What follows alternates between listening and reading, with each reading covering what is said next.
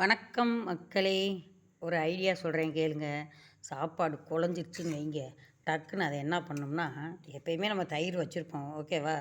தயிரை ஊற்றி இப்படி தயிர் சாதம் செஞ்சிடணும். அடுத்து என்ன செய்யணும்னா, இங்க பாருங்க வெண்பொங்கல். குழஞ்ச சோறை கொடுத்தா யாராச்சும் சாப்பிடுவாங்களா? சாப்பிட மாட்டாங்க. அப்போ நம்ம என்ன செய்யணும்னா, அது வெண்பொங்கலாக தாளிச்சிடணும்.